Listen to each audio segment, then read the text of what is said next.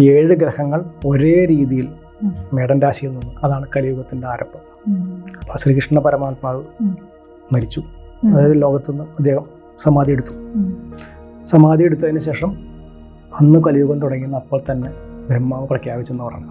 അപ്പോൾ അദ്ദേഹം ഒരു മുരുക ഭക്തനാണ്. സാധാരണ മനുഷ്യന് സുപ്രഭാതത്തിൽ സുബ്രഹ്മണ്യ സ്വാമിയുടെ അനുഗ്രഹം ഉണ്ടാവണേ, നേരിട്ട് പ്രത്യക്ഷപ്പെടാൻ.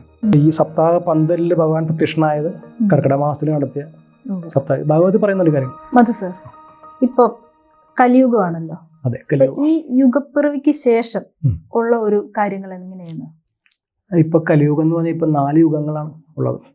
ഓരോ യുഗവും 4,32,000 കൊല്ലം എന്നാണ് പറയുന്നത്. ഇതിപ്പോ നമ്മൾ നിൽക്കുന്നത് കലിയുഗത്തിലാണ്. കലിയുഗം തുടങ്ങിയത് BC 3102 ഫെബ്രുവരി 17 11:55 PM. ഇതാണ് കലിയുഗത്തിന്റെ സമയം. കലിയുഗം തുടങ്ങിയ കാലഘട്ടം എന്ന് മഹാഭാരതത്തിൽ പറയുന്ന, ഭാഗവതത്തിൽ പറയുന്ന കണക്കാണ്. അപ്പൊ ഇതെന്ന് പറഞ്ഞാൽ ആ സമയത്ത് ഈ കലിയുഗം ശ്രീകൃഷ്ണ പരമാത്മാവ് മരിച്ചു. അതായത് ലോകത്തുനിന്ന് അദ്ദേഹം സമാധി എടുത്തു. സമാധി എടുത്തതിന് ശേഷം അന്ന് കലിയുഗം തുടങ്ങിയെന്ന് അപ്പോൾ തന്നെ ബ്രഹ്മാവ് പ്രഖ്യാപിച്ചെന്ന് പറഞ്ഞു.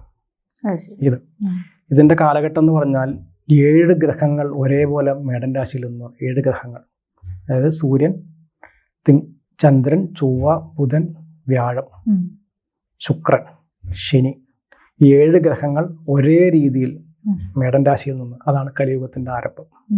അപ്പം അത്രയും വർഷങ്ങൾ നമ്മളിപ്പോൾ കഴിഞ്ഞു.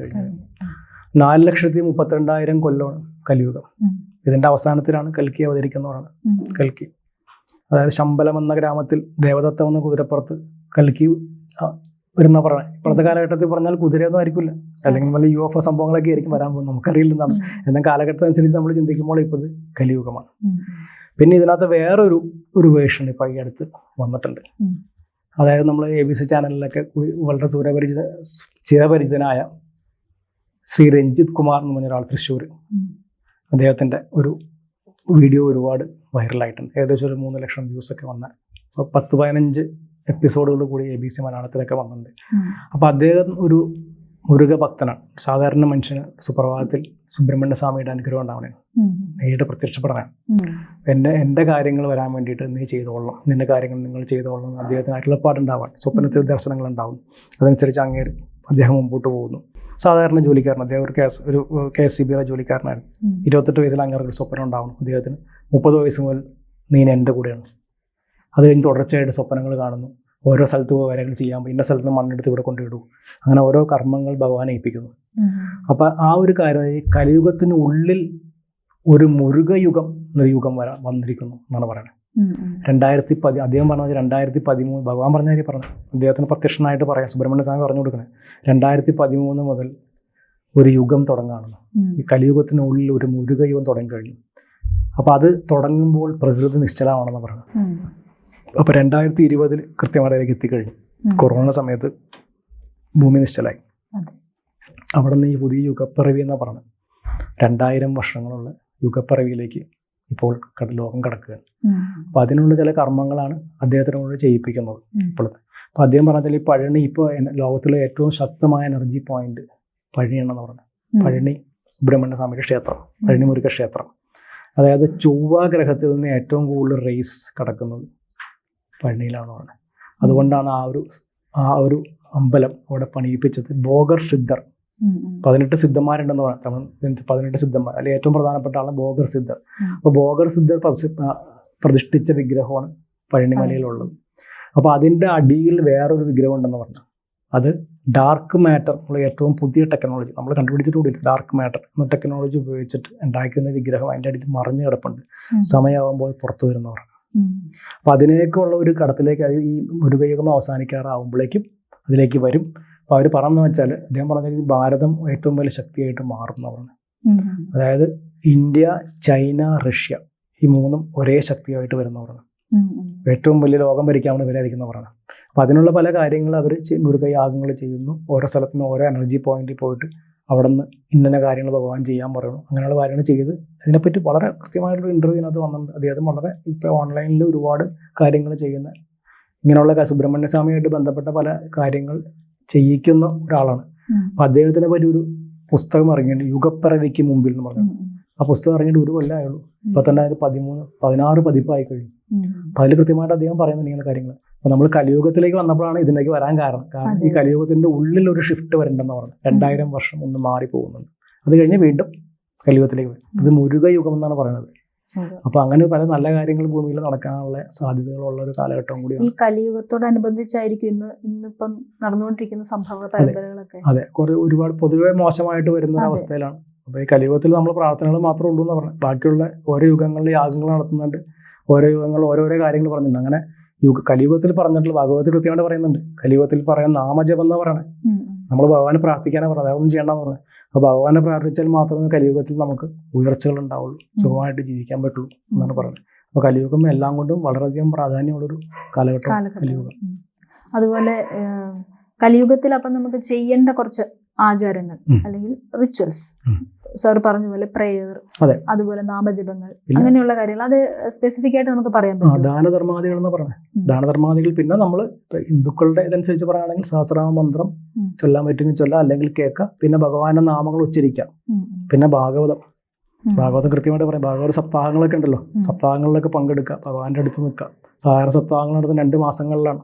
കന്നിമാസവും കർക്കിടക മാസമാണ് ഏറ്റവും ഉത്കൃഷ്ടമായ. ആദ്യമായിട്ട് ഭഗവാൻ അവിടെ ഈ സപ്താഹ പന്തലിൽ ഭഗവാൻ പ്രത്യക്ഷനായത് കർക്കിടക മാസത്തിൽ നടത്തിയ സപ്താഹം ഭാഗവതത്തിൽ പറയുന്ന ഒരു കാര്യങ്ങൾ. അപ്പൊ ഇതൊക്കെ തന്നെ ഭഗവാന്റെ നാമങ്ങൾ ഉച്ചരിക്കുക, ഭഗവാന്റെ അടുത്ത് നിൽക്കുക, ഇതൊക്കെ തന്നെ കലിയുഗത്തിലുള്ളൂ. അല്ലാതെ നമുക്കൊന്നും ചെയ്യാനില്ല എന്ന് പറയണേ. പിന്നെ ഈ ജന്മത്തിലെ ഇപ്പൊ ഈ ഇദ്ദേഹം പറഞ്ഞ മുരുകയുഗം എന്ന് പറഞ്ഞാൽ അദ്ദേഹം പറയുന്ന ഒരു പരിഹാരമുണ്ട്, വളരെ പ്രധാനപ്പെട്ട പരിഹാരമുണ്ട്.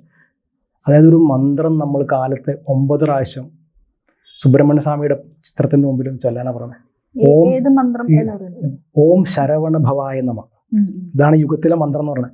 ഓം ശരവണ ഭവായ നമ എന്ന മന്ത്രം നമ്മൾ 9 പ്രാവശ്യം കാലത്തെ കുളിച്ചിട്ട് സുബ്രഹ്മണ്യ സ്വാമിയുടെ ചിത്രത്തിന് മുമ്പിൽ ചെല്ലാനാണ് പറഞ്ഞത്. വേറെ ഒന്നും വേണ്ടെന്ന് പറഞ്ഞത്. കാരണം ഈ കലിയുഗത്തിന് ഉള്ളിൽ ഒരു ഷിഫ്റ്റിലാണ് നിൽക്കുന്നത് പറഞ്ഞില്ലേ, ഈ മുരുകയുഗം. ഇതാണ് ഇത് മന്ത്രം, ഈ യുഗത്തിലെ മന്ത്രമാണ്. ഈ 2000 കൊല്ലത്തേക്ക് ഇതാണ് മന്ത്രം എന്ന് പറയുന്നത്. ഓം ശരവണ ഭവായ നമ എന്ന മന്ത്രം 9 പ്രാവശ്യം സുബ്രഹ്മണ്യ സ്വാമിയുടെ മുരുകപ്പെരുമാൾ ഭഗവാന്റെ മുമ്പിൽ നിന്ന് പ്രാർത്ഥിക്കാനാണ് പറഞ്ഞത്. വേറെ ഒന്നും വേണ്ടെന്ന് പറഞ്ഞത്. ഇത്രയും ചെയ്താൽ മതി. ഈ യുഗത്തിലേക്കുള്ള മന്ത്രമാണ്. ഇത് തന്നെയാണ് ആ പുസ്തകത്തിലും പറഞ്ഞിട്ടുള്ള എല്ലാ ഇന്റർവ്യൂകളിലും അദ്ദേഹം പറയുന്ന കാര്യം ഇതാണ്. കൃത്യമായി ഇത് നമുക്ക് ആർക്കും ചെയ്യുന്ന കാര്യമാണ്. വേറെ ഒന്നും പൈസ മുടക്കമുണ്ടല്ലോ, ഒന്നുമല്ല. ഈ യുഗത്തിൽ നമുക്ക് രക്ഷപ്പെട്ട് പോകണോടും ഇല്ലേ, എല്ലാവർക്കും ദൈനംദിന ദുരിതങ്ങളിൽ ആൾക്കാർ ജീവിക്കുന്നത്. അതിൻ്റെ കൂടെ ഇത് ചെയ്യാം. ഈ മന്ത്രം 9 പ്രാവശ്യം കുളിച്ചിട്ട് ചൊല്ലാം. ഇതാണ് കലിയുഗത്തിലെ പരിഹാരമായിട്ട് ഇപ്പൊ ഏറ്റവും കൃത്യമായിട്ട് വന്നിരിക്കുന്നത്. പിന്നെ ഭഗവാന്റെ മന്ത്രങ്ങൾ അതിന്റെ കൂടെ മറ്റൊന്നും ചെല്ലാം. പക്ഷെ ഇതാണ് ഇപ്പോഴത്തെ ഒരു ഇതിൽ ഈ ഷിഫ്റ്റ് വന്നിരിക്കുന്നത് ഈ കൊറോണയ്ക്ക് ശേഷം വന്നിട്ടുണ്ടെന്ന് പറയണം. അപ്പൊ ഇതാണ് ഇതിന്റെ മന്ത്രം. ഇത് മന്ത്രം ചൊല്ലിക്കൊള്ളാം, ബാക്കി നോക്കോളാന്ന് പറഞ്ഞത് ഭഗവാന്റെ ഉറപ്പാണ്. ഭഗവാന്റെ ഉറപ്പിനും കൂടുതലൊന്നുമില്ലല്ലോ. അപ്പൊ നമ്മളത് ചെയ്യുക, അത് ചെയ്യാനുള്ളൂ ഈ യുഗത്തിൽ. കൃത്യമായിട്ട് അത് തന്നെ ചെയ്യുക. അപ്പൊ ഇത് ഈ കലിയുഗത്തിലുള്ള മന്ത്രമാണിത്. അപ്പൊ ഈ 2000 വർഷം ഇനി സുബ്രഹ്മണ്യ സ്വാമിയുടെ ഭരണമാണെന്ന് പറഞ്ഞത്. അപ്പൊ സുബ്രഹ്മണ്യ സ്വാമി ചില സിദ്ധന്മാരെ ഏൽപ്പിച്ചിട്ടുണ്ട്. 18 സിദ്ധന്മാരുണ്ട്. ഈ 18 സിദ്ധന്മാരെ ഏൽപ്പിച്ചിട്ടുണ്ട് ഈ കാര്യങ്ങൾ നടത്താൻ വേണ്ടിയിട്ട്.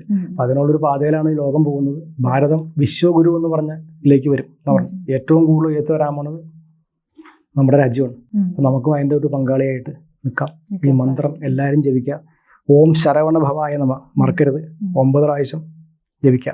ഇത് ചെയ്യുന്ന ആൾക്കാർക്ക് കൃത്യമായിട്ടുള്ള ഗുണങ്ങളുണ്ട്. ഞാനും ചെയ്തു തുടങ്ങി, എനിക്കും ഗുണങ്ങൾ കണ്ടു തുടങ്ങിയിട്ടുണ്ട്. അതാ ഞാൻ പറഞ്ഞു. ഞാനും ഇടയ്ക്ക് ഒരു ദിവസം പഴനി പോകണമെന്ന് ആഗ്രഹം ഉണ്ടായി. പഴനി പോയി. ഭഗവാനെ തൊഴാൻ പറ്റില്ല, തിരക്ക്. ആ സമയത്ത് നല്ല തിരക്കാണ് അവിടെ. തിരക്കെന്ന് പറഞ്ഞാൽ ഈ അവിടെ ഇത് ശൂരസംഹാരം നടക്കുന്ന സമയമാണ്. അപ്പൊ എങ്ങനെ തൊഴാൻ പറ്റും ഭഗവാൻ? വൈഫിനെ കുറിച്ച് ആരോഗ്യ പ്രശ്നമുണ്ട്, പോകാൻ പറ്റില്ല, സ്റ്റെപ്പ് കയറി പോകാൻ പറ്റില്ല. അപ്പൊ എന്ത് ചെയ്യുന്ന ആലോചിച്ചപ്പോൾ ഒരു വഴി മനസ്സിൽ വരാണ്. അപ്പൊ ഞാൻ ജോത്സ്യനായിട്ട് എന്നെ നോക്കുന്ന ആൾക്കാർക്കും പല ആൾക്കാരും എനിക്കറിയാം. അപ്പൊ തിരുപ്പതിയിലെ പ്രധാനപ്പെട്ട പുരോഹിതനെ എടുത്ത് നോക്കാറുണ്ട്. അദ്ദേഹത്തിന് വിളിച്ചാൽ വിവരം പറഞ്ഞു, ഇങ്ങനെ ഞാൻ പഴനിയിൽ നിൽക്കുകയാണ്, എന്തെങ്കിലും ചെയ്തു തരാൻ പറ്റും, ഇപ്പം ശരിയാക്കാമെന്ന് പറഞ്ഞു. ഉടനെ അവിടെ നിന്ന് ദേവസ്ഥയിൽ വിളിച്ചു പറഞ്ഞ് വഴിയുണ്ടാക്കി. VIP ദർശനം കിട്ടി.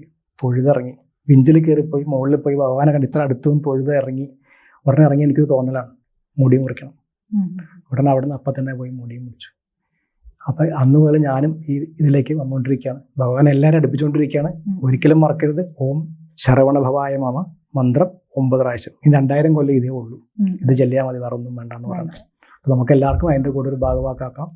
നമ്മുടെ രാജ്യത്തിൻ്റെ പുരോഗതിക്കും ഇത് തന്നെ വരാനാണ് സാധ്യത എന്നാണ് പറയണത്. അപ്പോൾ എന്തായാലും ഭാരതം ഒന്നാമതാവും. അതിൻ്റെ കൂടെ നമ്മൾ ഓരോ പൗരൻ്റെയും കടമയും കൂടി ചെയ്യാം. ശരി, നമസ്തേ.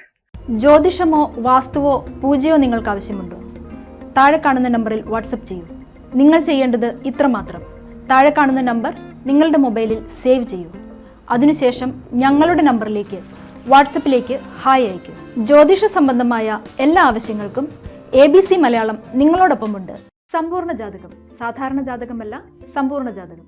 75 പേജുകളടങ്ങിയ സമ്പൂർണ്ണ ജാതകം 250 രൂപയ്ക്ക് നിങ്ങളുടെ കൈകളിലേക്ക്. അതിനായി നിങ്ങൾ ചെയ്യേണ്ടത് ഇത്രമാത്രം: താഴെ കാണുന്ന നമ്പറിൽ ബന്ധപ്പെടുക. ജ്യോതിഷവുമായി ബന്ധപ്പെട്ട എല്ലാ വിശേഷങ്ങളും നിങ്ങളിലേക്കെത്താൻ ABC ജ്യോതിഷം സബ്സ്ക്രൈബ് ചെയ്യുക.